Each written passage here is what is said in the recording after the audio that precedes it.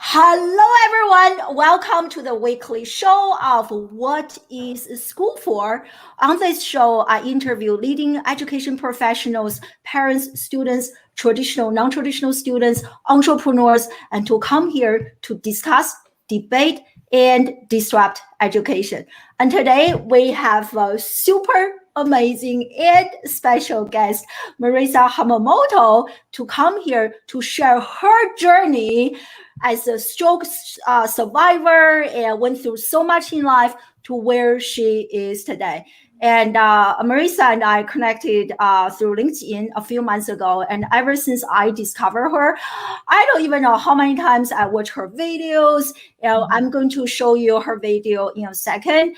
And Marisa is a huge inspiration for me. And we're all in for a treat. For those of you who don't know who is Marisa, Marisa is an inclusion and innovation speaker and performer, and she's the founder of Infinite Flow, an inclusive dance company. And Marisa's work has been featured in pretty much every single major media outlet out there, and including, but are not limited to, Forbes, Today Show, Good Morning America, Facebook, Apple, and so on and so forth. And Marisa is also a digital mentor at Classroom Without Walls. She came to my program a few weeks ago and spoke to my students, and we all love her story. Quite an inspiration. So thank you for joining us live, Marisa. I'm really honored to have her on the show. And we are live on Facebook, on Periscope, on YouTube, on Twitch, and on LinkedIn. So if you are live with us right now, let me know in the comment section where you guys are joining us live from, social media wise and geographically speaking. So Marisa, welcome to the show. Thank you so much, Dr. I, for having me.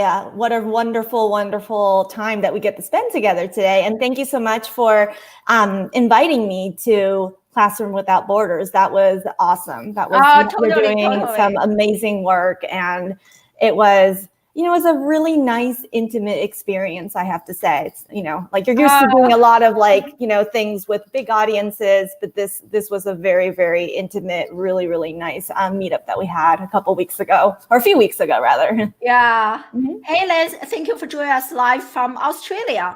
So I think the best way to introduce you is actually to play the video. And okay. My introduction is very plain compared to the power of the video.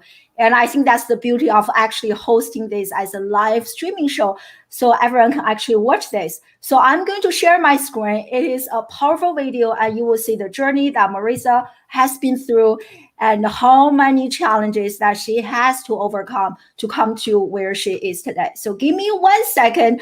I'm going to share my screen. So let's use this.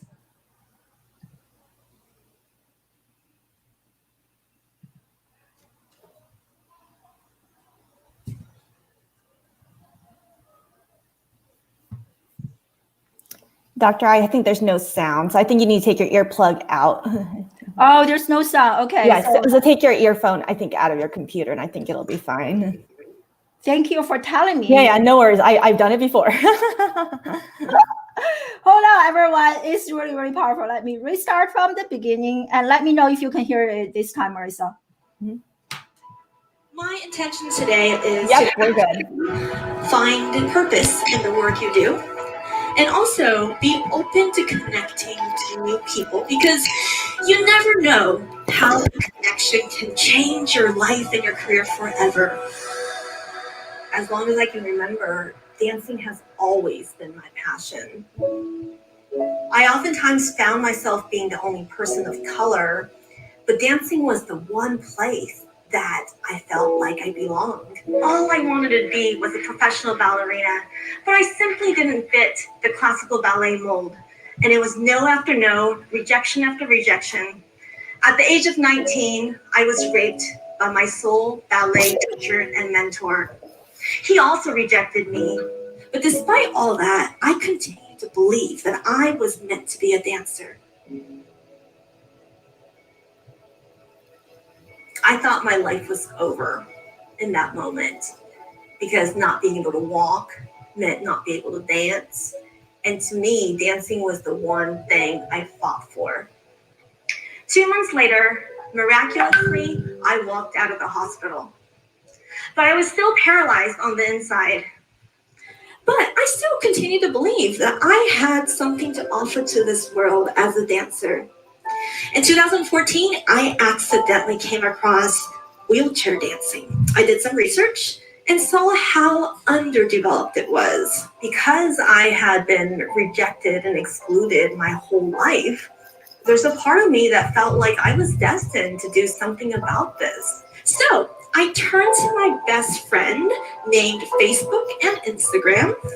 I came across this wheelchair bodybuilder, an athlete named Adelpho, and stalked him. But I was terrified to dance with someone in a wheelchair. But after a couple hours, a magical moment happened.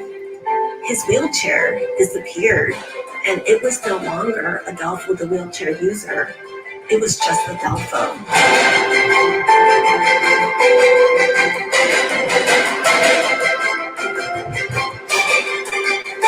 When you're dancing with someone, you see beyond race, color, size, age, gender, ability, and disability. And that night, all I can think of was, oh my gosh, I have to share this with the world.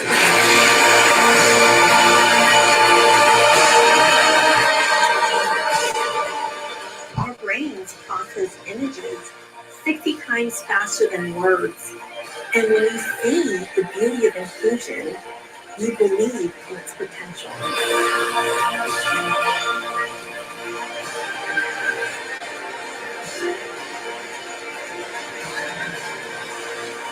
I found my voice as a dancer and my purpose as an artist through just meeting one person.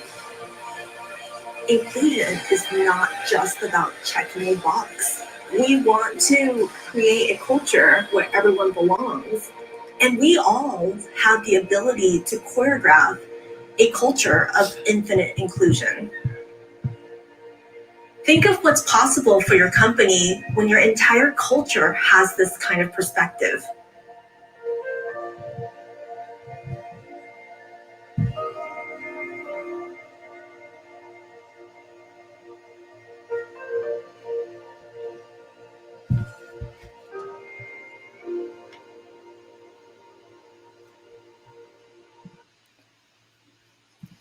I just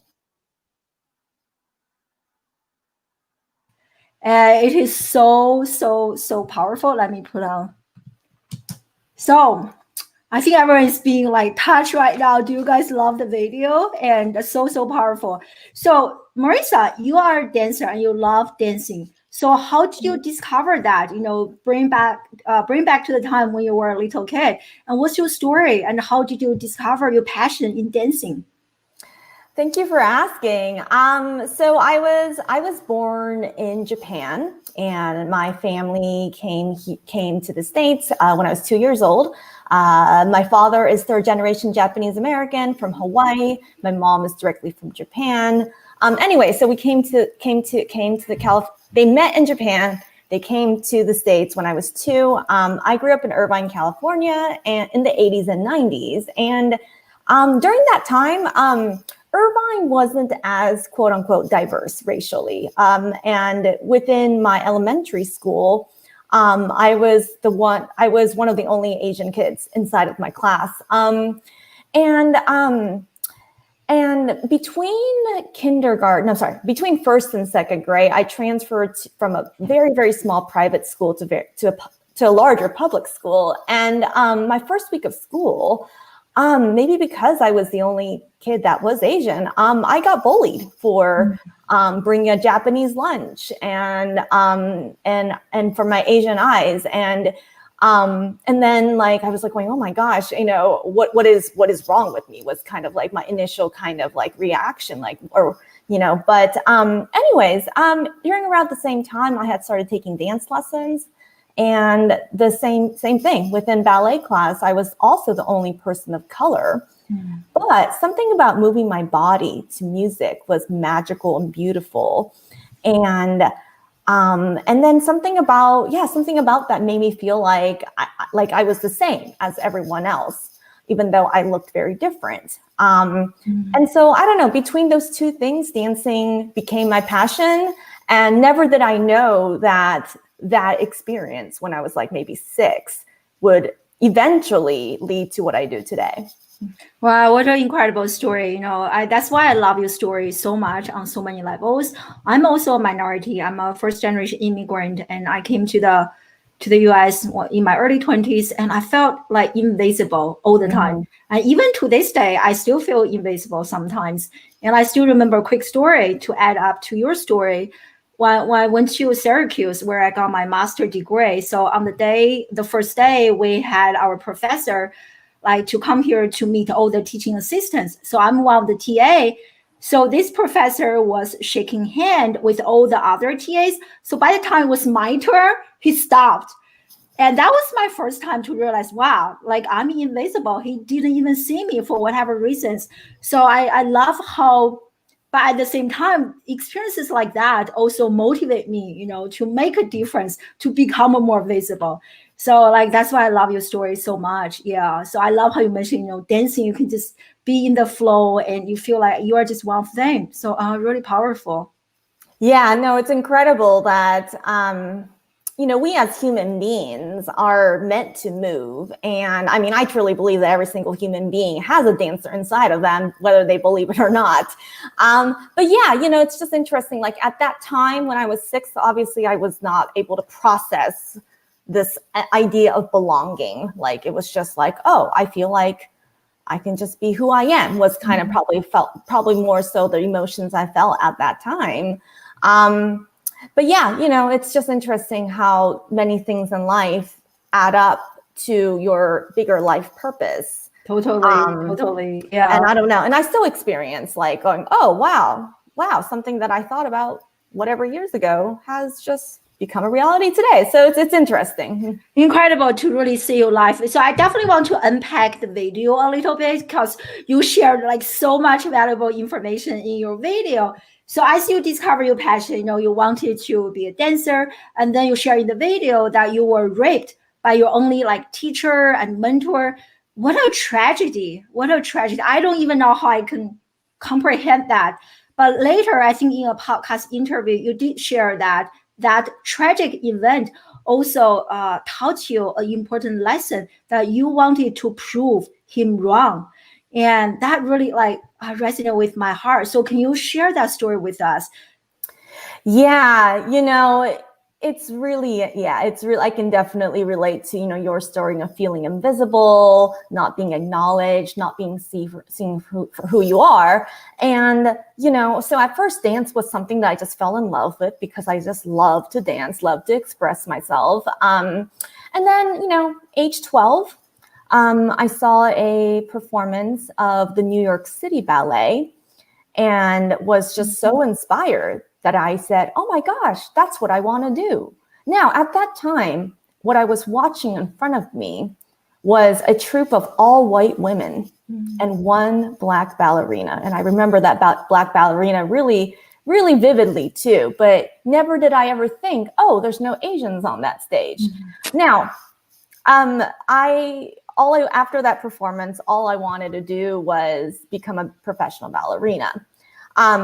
Asian or not, I was just not meant to be a ballerina. Ballet is a very specific art form that requires very specific requirements, a very specific body, and there's a set aesthetic that's been set in the world.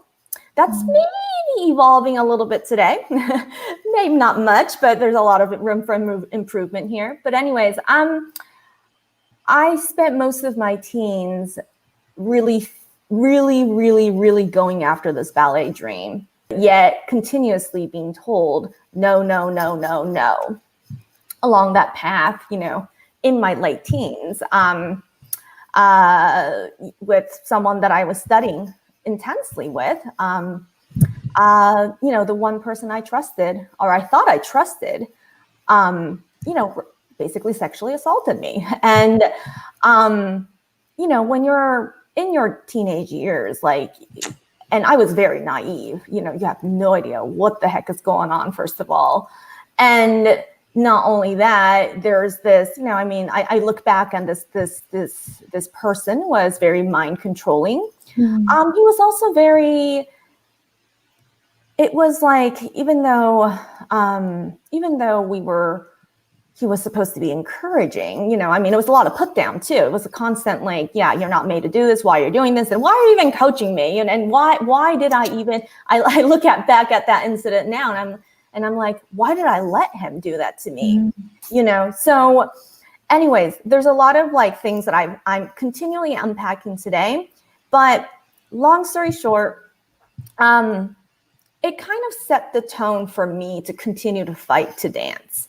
And I can't say it was all good, but it was also like, it's also what kept me going. When I had the stroke a few years after, and which was probably the biggest slam in the door, while in the hospital where I'm not able to move, but able to think, all the traumas from the past came up, all the rejections, all the rejections, all the maybe little fights I've had with, you know, friends at school, you know, to also the sexual assault.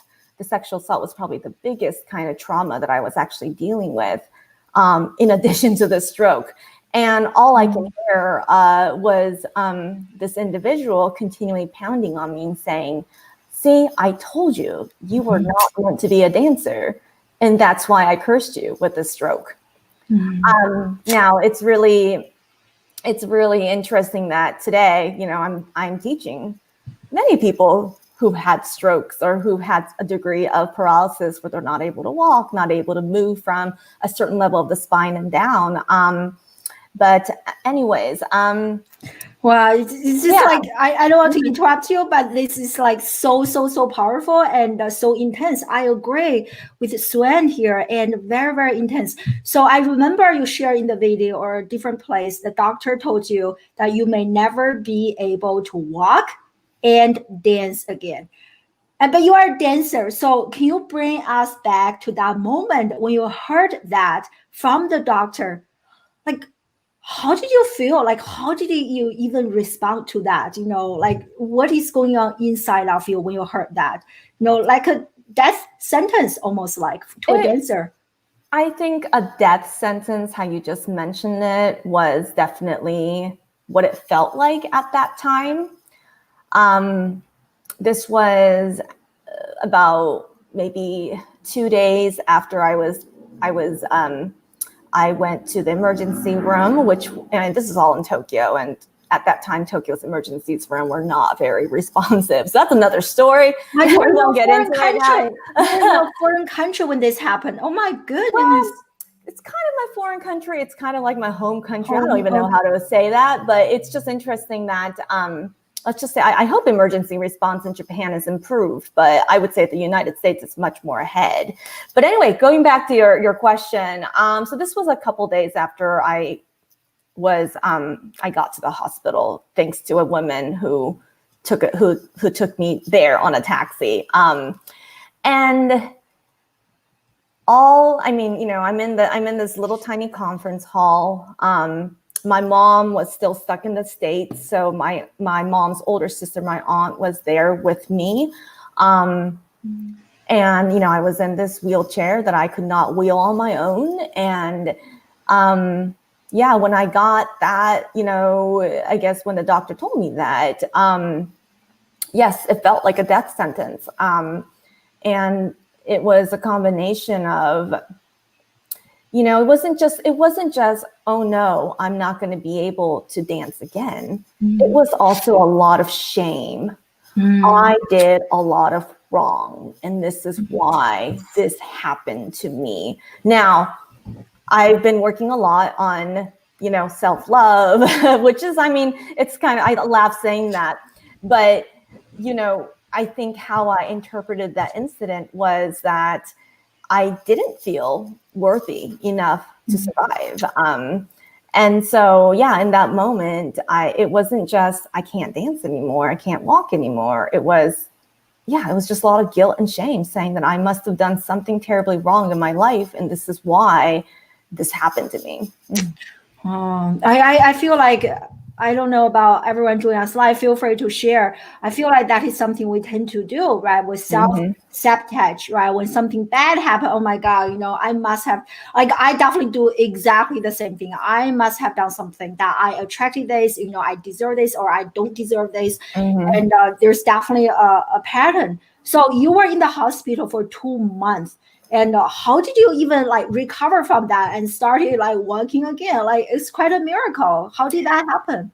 I mean, I will say that it is a miracle. At the same time, I don't really consider my physical recovery to be like a heroic story. I think, my 2 months in the hospital are kind of a blur, to be really honest with you, but I kind of naturally healed. And so I can't really attest that, that was because I did 3 times more rehab than the people around me, or I did something special. I mean, if I were to go back to the days in the hospital, I'm on the bed, and at the acute stages, yes, I was paralyzed from the neck down. I couldn't move my arms. I couldn't move my legs. I also lost sensation all over my body, including my organs. And I think one of the strongest memories is that, my brain would say, I need to go pee, but I can't move out of my bed.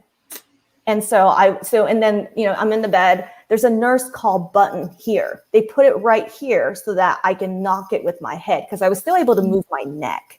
So I would call the nurse would come over, literally carry me into a wheelchair, wheel me to a bathroom that's literally just 10 feet away, pull my pants, literally like support me while she pulls my pants down, sits me down on the toilet, and then would leave the room. And she said, just call me when you're done. And I would sit on that toilet for literally like 30 minutes and nothing will come out. But then something came out. And at first I was going, oh my gosh, it's amazing. That's something that I took for granted, going to the bathroom. I can't do this anymore. It was the most surreal experience. But I'll say this much about the bathroom. So in Tokyo, have you been to Tokyo or Japan? Yes. Okay, Yeah. Okay. So in Tokyo, for anyone that's listening that's never been to like Japan gets really fancy with toilets. So if you go into a Japanese stall, in a hotel, mall, actually even homes too, they've got like this really fancy bidet next to it. There's a bunch of buttons. So there's even music. There's even music that you will pee. And the music, by the way, the reason why they put the music on there is because a lot of women are embarrassed to make pee and poo noise while they go to the bathroom, and so they put the music on. Anyway, putting that aside, I don't think this bidet had music on it, but there's a bunch of buttons, but there's also a clock.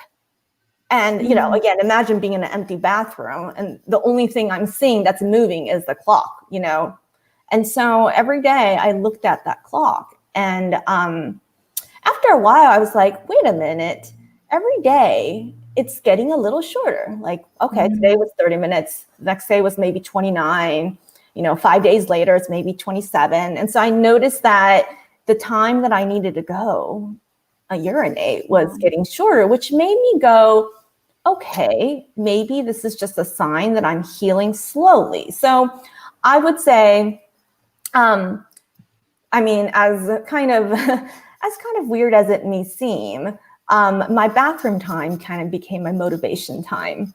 I was like, okay, would I be able to go? Would I be able to go, in a shorter period today? And to this day, my friends around me will testify about this. Whenever I need to go to the bathroom, it's like a race. It's like I'm in and I'm out. it's like, and it's just, I don't know. I think it's just, I don't know, that time, so I'm a racer. I go into the bathroom, I race out. Now, okay, if I'm in a public restroom, I do spend time washing my hands in the least. But anyways, but beyond that, so that was like, it's interesting that something like that became like a positive motivation every day. Besides that, a lot of what I dealt with was guilt, shame, and trauma. And now this is interesting because for a long time, I think I started talking about my story maybe about 7-8 years ago. And I have talked a lot about the trauma, the PTSD, and the trauma from all the rejection, the trauma of the stroke itself. But, recently, as I've been looking back at my life, there was a lot of guilt and shame in there. My life right before the stroke, I was 24, senior in college, was a little bit of a mess. I wasn't sleeping, I wasn't eating. A lot of self-sabotage. I took a lot of things personally. And I mean, this is embarrassing to admit, but my room was a mess to the point. And now I had a basement room in Japan. Japan is very humid. When my mom arrived to Japan to come and see me, and then, the logical choice was to just have her spend the nights in my room. She cried. She had never seen such a messy room that was also moldy because of the humidity. And so, my mom, my mom quickly cleaned my apartment. But, I guess my point is, I was very guilty of my lifestyle and the guilty of just not taking care of myself. And that guilt and shame really hit me hard as well. Wow, this is like such a powerful story. I don't even know how to follow up. So where do you think that like guilt, like I feel like there's like a deeper issue, like you're saying like guilty of not taking care of yourself. Like, is that kind of an escape for something like deeper within you? Like choose not, I'm still trying to unpack this. I feel like this is my therapy session of the week.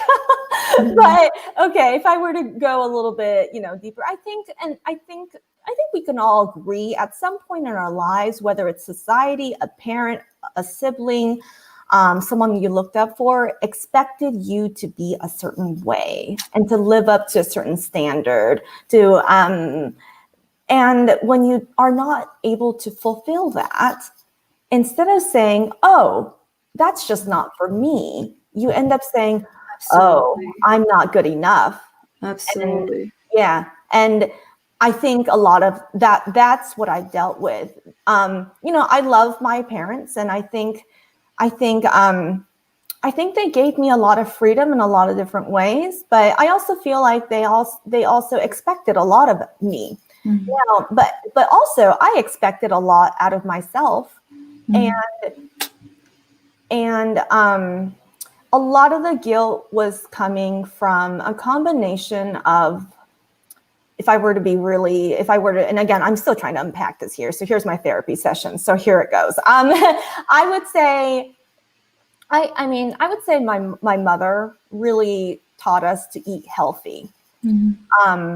Once the ballerina dream came in, and you start to learn that you got to lose weight, and you got to you got to look a certain way, and you got to do this and you got to do that.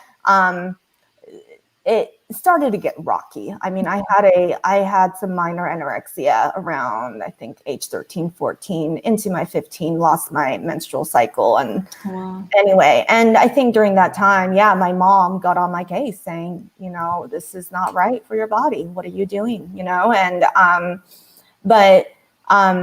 I think, I look back, instead of getting like the proper psychological care, we kind of went the more, okay, let's just put her on birth control pills so that she gets her cycle back. And I think my mom just didn't know how to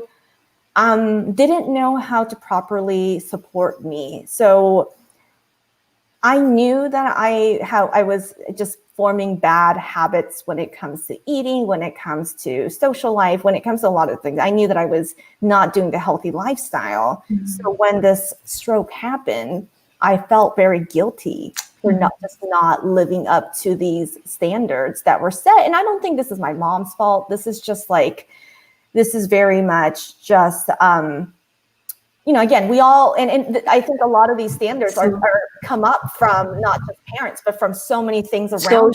So true. I mean, this is kind of where I talk, like I come in, what I talk a lot about on my different shows. I think a large part comes from education. And recently there is like a study that came out saying that children who are actually attending high achieving schools, at least in the US, many countries, there is like school district, you want to go to a top school. So children attending those top performing schools, they are actually more likely to have addiction issues and like drug addiction, alcohol abuse, sexual abuse, compared to children who just attend like average schools, because of the stress, because of the pressure and expectation. And my parents are tiger mother, and to a less extent tiger dad, and like the pressure is very, very intense, very real. So I totally understand. Yeah. But like your story is so amazing, Marisa, given all that happened. And you also have this sense of guilt. How do you even recover? How do you even come out of that? I love your story so much because you are such a strong woman. Like you never stop believing in yourself.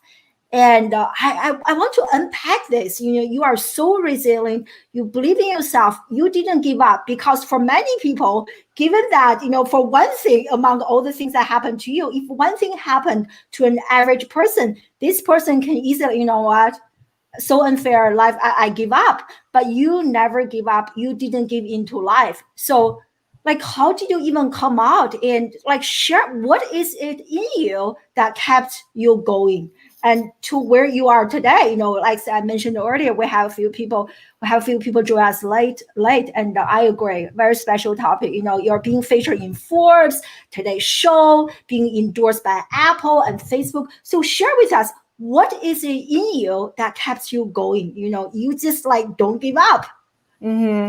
That could be like a 3-hour conversation that I'm still trying to figure out myself, to tell you the truth. But a couple things. One of the biggest gifts that came out of the stroke was my daily practice of gratitude. I realized that, right after the stroke, when I was in the emergency room, was initially told to just go home because there's nothing wrong. But then I was like, I can't freaking move. What are you saying? And then was just left in this dark room, I wear contacts. I was still wearing contacts at that time too. My contacts are in my eyes. It's like 2 a.m. in the morning. I want to take my contacts out. I can't do it. My body, I can feel my body degrading. And in that moment, I had this near death experience run through my head saying, you know what? I'm dying. And I'm, and literally like, and it's interesting because I had that, in that moment in my head, one important person in my life at a time comes like right here, says bye to you, and then leaves. Wow. So here's my mom, my dad, my sister, my brother, like it was just, anyway. So, but then I woke up the next morning and started screaming, saying, I'm alive. What the heck is going on? So anyways, wow. Let's just say, okay, I walked out of the hospital 2 months later. Yes. I think what that stroke taught me was to be really grateful for everything you've got, all the opportunities to be able to live every day, the air you breathe, whatever it is, let's just be grateful for the now, and grateful for your body and your health. And that, even though I will say, it was 3.5 years of PTSD following the stroke, in the forms of bad nightmares to blacking out when this stroke happened inside of a dance class. Every time I saw like a dancer or dance poster, I would literally black out. Things like this happened for about 3 years. But despite all of that, I remember like when I'm alone at home in my room, just contemplating, there was always this voice that said, be grateful for now. And so that was a powerful kind of thing that's kept with me. So that's something that's been like there. And yeah, I think the belief was continuing. I think because I had already been fighting to dance before the stroke, the fight just continued. It just continued. And I just kept on believing two things. One was that I was meant to be a dancer. But the second thing was that I was going to make a big impact with dance. And this is going to go a little off track, but I was in during my undergrad and grad years in Tokyo at Keio University. I connected every single school assignment, research project, everything you name to dance.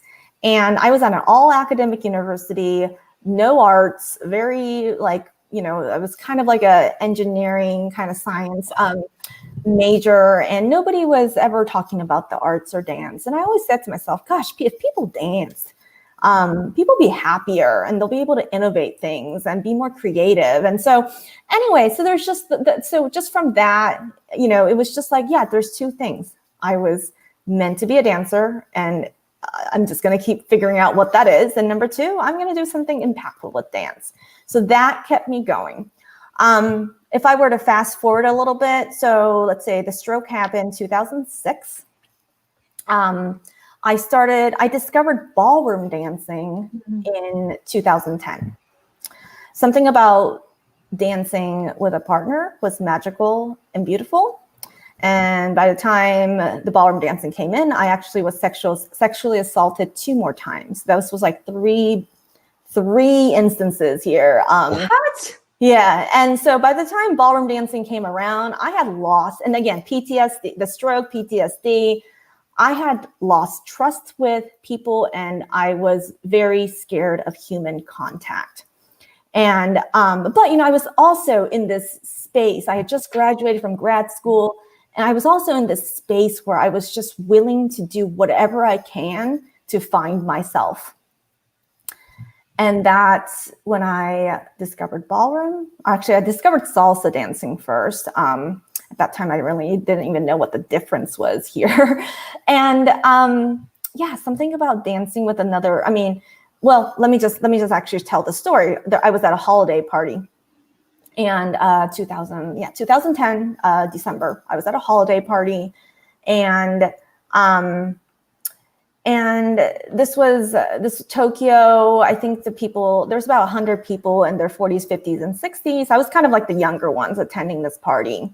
And there was a salsa couple that came on, performed. They were not great, but afterward, they got the entire audience to dance this really simple 6-step salsa step. And I looked around, and everybody was, people in Japan are not very expressive, but oh my gosh, talk about people just having a time of their life. And I was so inspired by the fact that dance can truly move people that I said, okay, there must be something for me here. Now, I took myself to the first salsa class, terrified, very terrified. But once we had to partner each other, I was even more terrified. But once I got out of the class, I was like going, oh my gosh, I did it. I'm here. I haven't fallen apart. You survived. It was like, oh my gosh, this is like the biggest accomplishment in my world. And somehow sometimes like when you have a fear, the best medicine is to just face it. Mm-hmm. And so anyways, that's how I got addicted to salsa dancing. I figured out how to make salsa led to ballroom. I figured out how to make ballroom dancing my career, got my teacher certification, moved back to the States. In 2012, I moved to LA, and I said, all right, let's start the dance career all over, fresh start, fully motivated, ready to go. But then again, I found myself again not fitting the Hollywood dance mold. Again, being told, oh, you're Asian. We don't need Asian ballroom dancers. We don't need Asian, salsa dancers. You don't look the part, go do something else, and so like, again, something about that was uncomfortable. But this time, there was a voice inside me that said, when in doubt, focus out. How can you use your talents and experiences you have right now to make a difference? So there was something inside of me that said, okay, go serve. Go serve. There's always someone in the world that needs you. And that was when I accidentally discovered wheelchair dancing. One thing led to the next, and it led to infinite flow. So it's incredible. Before we talk about infinite flow, I have another video clip from your Instagram I want to share with everyone. But I just love. I know that I'm just repeating myself, but like I just love it when you figure out that you don't really fit in and you created your own thing, right? That's how I felt about being a professor in the traditional educational system. I feel like I'm different. I want to teach differently, but I don't fit in. What can I do? Instead of like crying, being depressed, which I did experience. So I wanted to create a new model where I feel like I belong to. So I just love that. And so this is, let me share the screen. So this is this one, like, which is the one that is actually in French. I don't know if which one are you trying to get to? I think there's one that is actually in French language. Oh, okay, that's the first one. The first one, yeah, I think I watched this. Oh, you said again like millions of views. Oh, it's such a powerful video. So let's watch this. It's in French. Yeah, but you know, it doesn't matter. Like art has no language. Right? That's right. That's right. Yeah.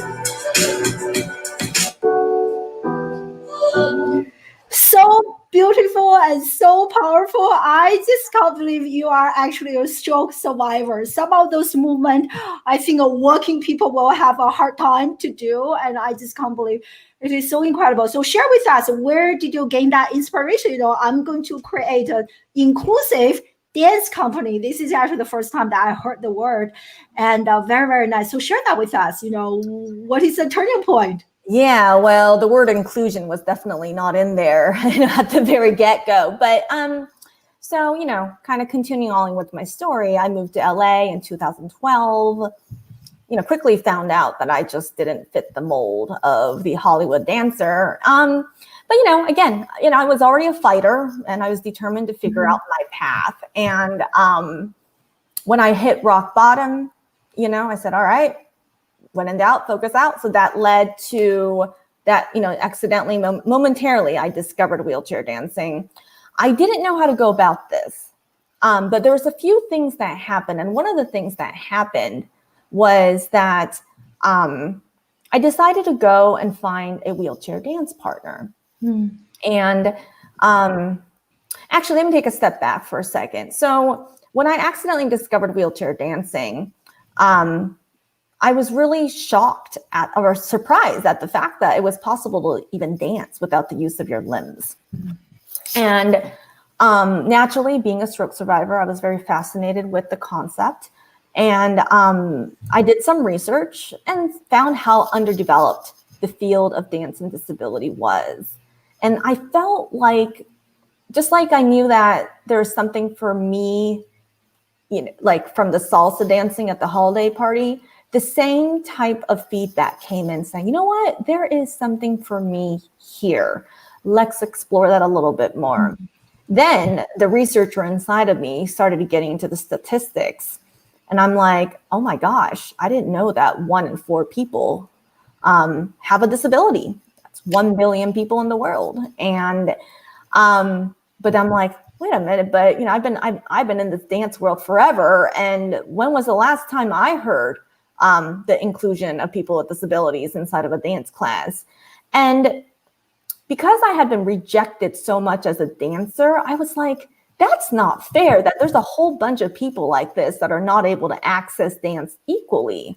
And I don't know, that put a fire inside of me saying, all right, I am going to figure out a way to solve this. And I didn't know where to go about how, you know, like, I was like, all right, let's just start exploring. You know, I think because I had gone through like, you know, academic research. Okay, at first, just go and do a bunch of research, do a bunch of like background research here.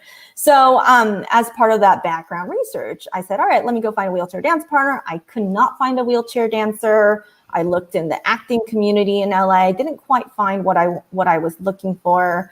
Then I looked in the athletic community and I met a paraplegic athlete named Adelpho. The first time Adelpho and I met and decided the dance studio. I was initially a little terrified to dance with him.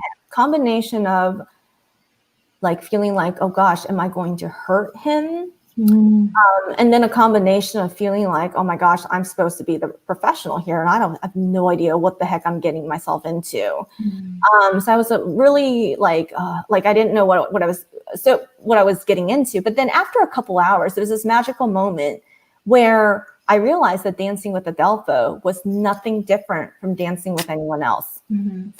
And that clicked inside of me. And that evening, like in bed, all I can think of was, oh my gosh, if the world danced, there would be no war. And okay, I have to share this moment with the world. And if I don't, then I'm going to regret it for the rest of my life. And so then, you know, a few months later, that became Infinite Flow. Now, to be really frank and honest, Infinite Flow was initially called Infinite Flow, a wheelchair dance company.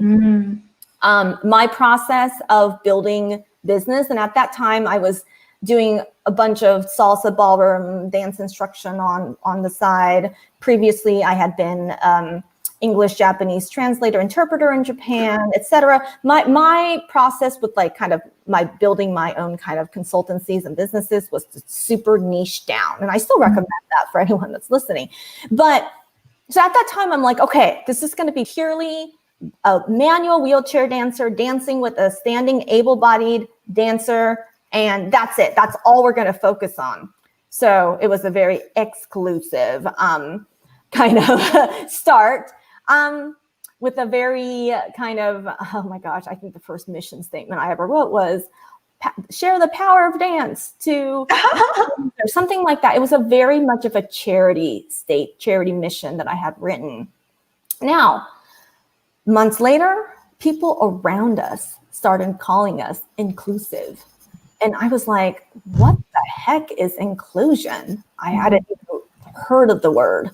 And so I looked up the word and I realized, oh my gosh, we are so not inclusive at all. Like, in fact, I'm putting a lot of barriers around what I'm doing by limiting this to just a couple different specific types of people. But then if the world sees us as inclusive, we've got to live up to that. You know, I'm someone that kind of goes with the flow. You know, if I'm intuitively sensing, okay, the world is telling me something right now, then I kind of slowly act on it. So I did an experiment, 2016, a few days after our last election, which, oh my gosh, I can't believe it's almost like 4 years now. I did a social experiment. I put together a flash mob, putting together people of all walks of life. You saw some footage in that first video. And we just danced. And we created this beautiful video out of it. And it went globally viral. It's one of my favorite videos that I've ever produced. Something about seeing so many different people of so many different walks of life just dance together in joy and in unison. Something about this was just beautiful. The world resonated with it. And I was like, okay, yes, this is the world that we want to live in. So anyway, so after that, it's been a exploration of who are we and what is inclusion? Mm-hmm. I will admit, I'm making another, and for anyone, any like social entrepreneurs or new entrepreneurs listening to this, I've rewritten my mission statement about 10 times during this time to just figure out who the heck we are and what we're doing and what our mission and what we're really after. Right now, our mission is to use dance to promote inclusion and innovation. I'm also right now rebranding and so 2018, I made a switch. I renamed ourselves Infinite Flow and Inclusive Dance Company. But then calling ourselves inclusive was also kind of like a little, let's just say a little off too, because I can't create every single dance work and every single thing I do to be fully inclusive of all identities and everything. You know, that's just not. And it was just unrealistic. And I was just starting to like not jive with me. So rather, you know, I realized that inclusion was really a state of mind. It was a state of culture and being. And so what we're doing here at Infinite Flow is we're promoting through using the metaphor of dance and the metaphor of storytelling, we are promoting inclusion. You know, like this new thing. And so, so that's kind of been a nutshell journey of Infinite Flow. Wow, what a journey. I asked like who is inspired, and Suzanne gave me a big me. Yeah, definitely me too. I'm so inspired by this story, by your journey. And I love how you say, you know, inclusion is a state of mind. That is so true. That's how I feel when I watch all those videos. That's why I love watching those videos. I just feel like every single cell in my body warmed up, right? A sense of humanity, connection, unity, and just like different races are so beautiful. I feel like almost every single thing happened in your life almost prepared you for this stage. Do you feel that way? Or I do feel that, you know, and I'm also a firm believer that you're given the opportunities at the perfect time in the perfect way. If I were to connect this to, so now why is Marisa like on LinkedIn doing keynotes and, you know, working with corporations and, you know, all that stuff, just because I know that a lot of people listening are maybe wondering about that. How that came in is that, you know, brands came to me. And it's interesting that brands came to me. You know, I think there were people around me that was noticing the potential of what we were doing before I did.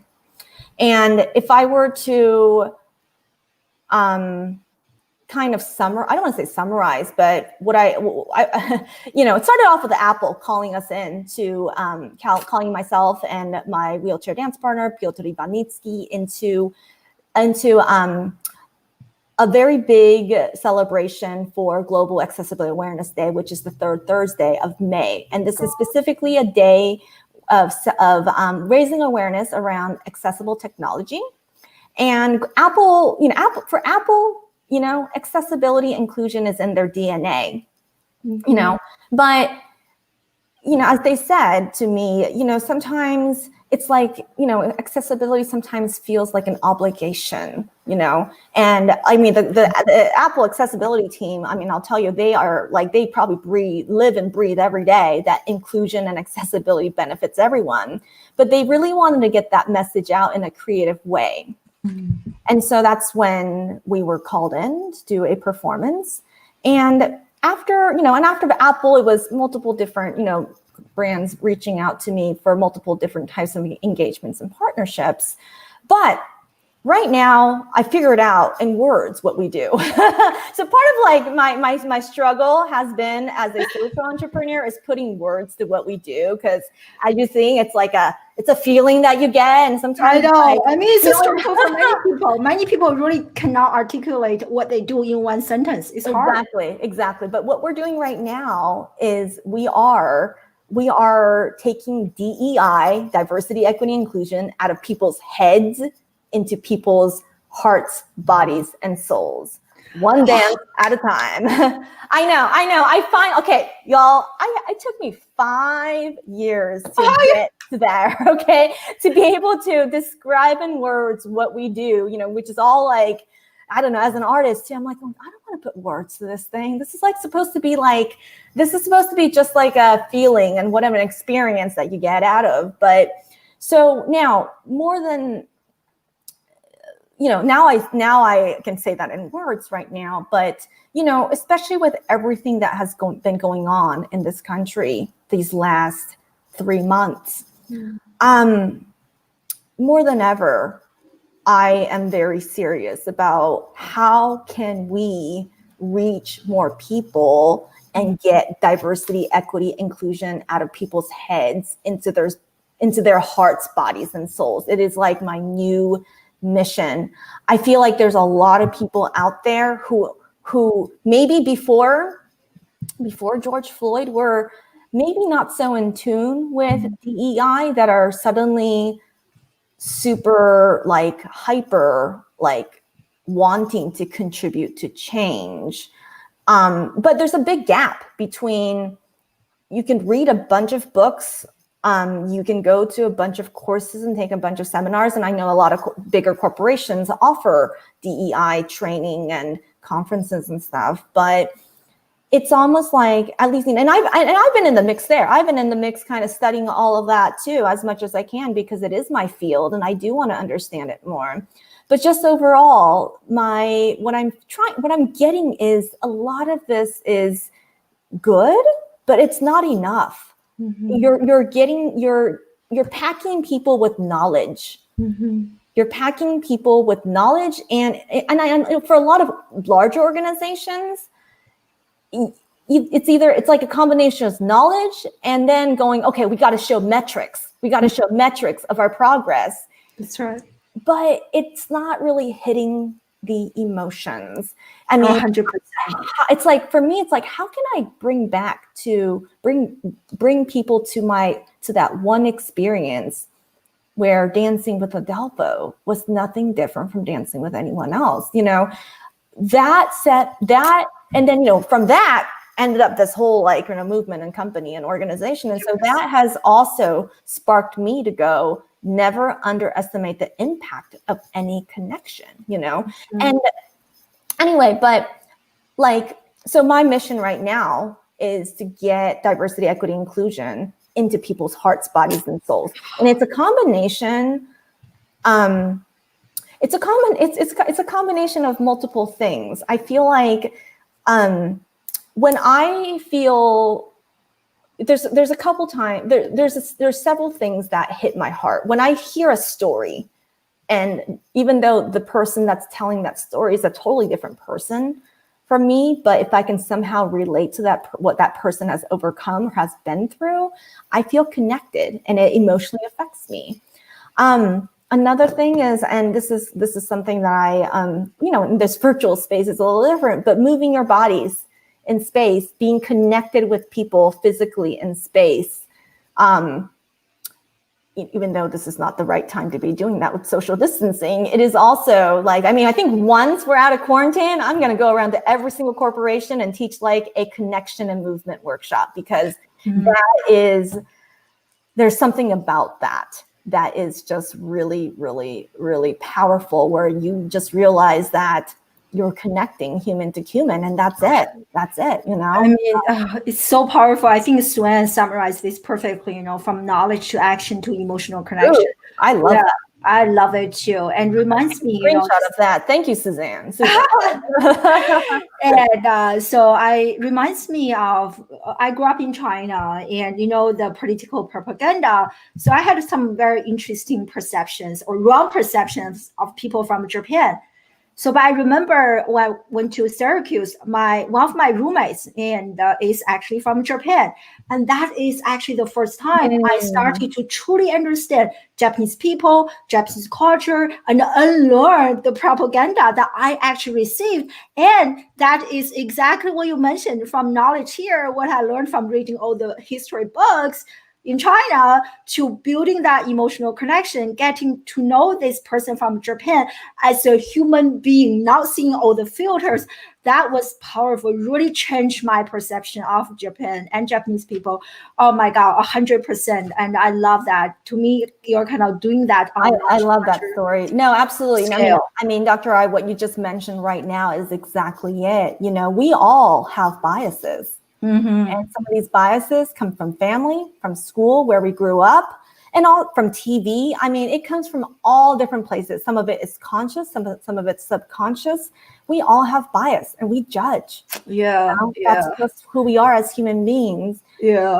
I think the mindfulness challenge or the mindfulness awareness is, can you catch yourself when you're doing that? You know, you might not be able to fix it, you know, but can you start catching yourself when you're making an assumption over something that may not be true, you know? Yeah. So, and again, I mean, I'm guilty of it myself. I mean, I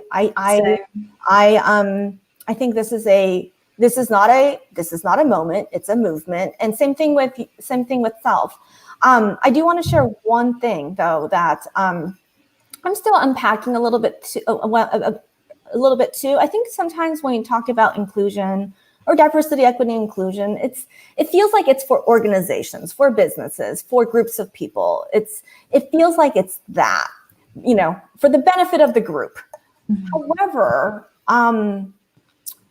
what also keeps me going with building my work, and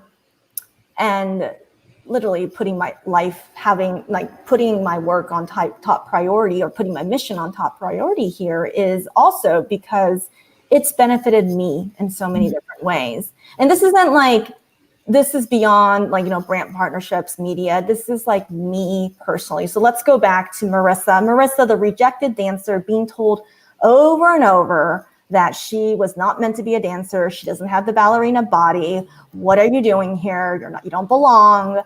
I dealt with a lot of body shaming. Mm-hmm. I never felt like my body was enough. My body was not good enough, not pretty enough. All of this. I mean, we all go through this, right?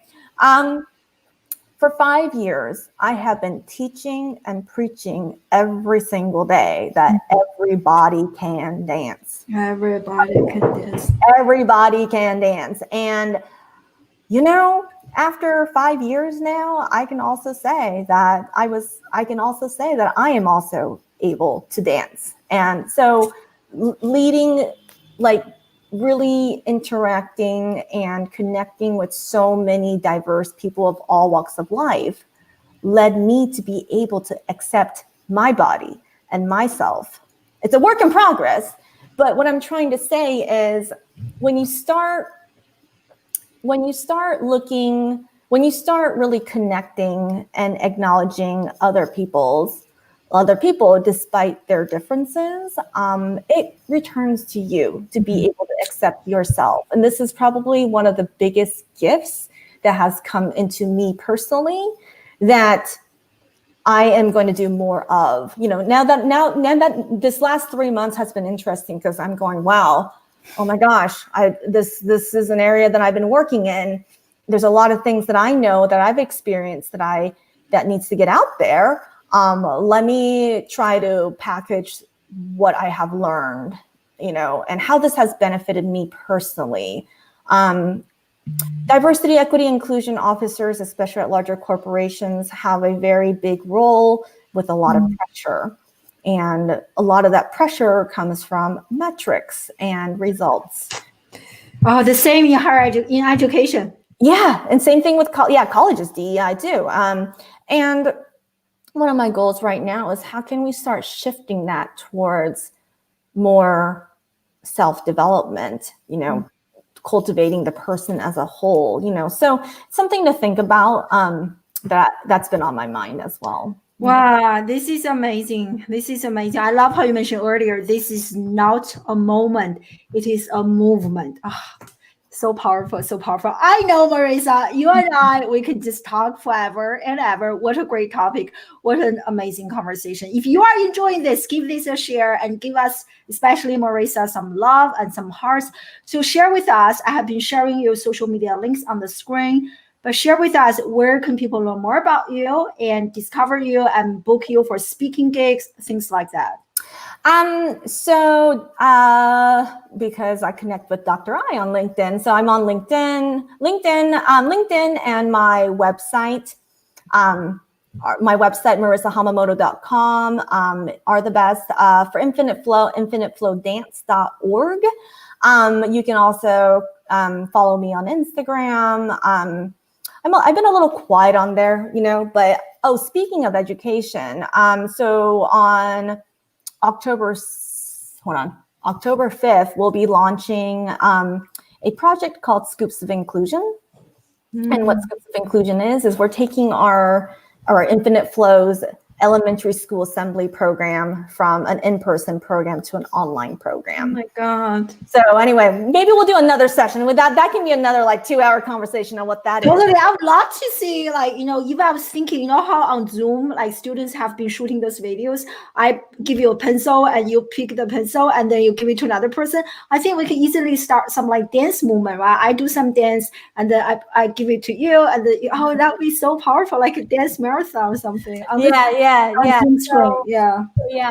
anyway, this program will be, it's not, right now we're actually in the middle of the production of this, but so exciting. Yeah. It's never too early. This is inclusion education for ages 8 to 12 or something like that.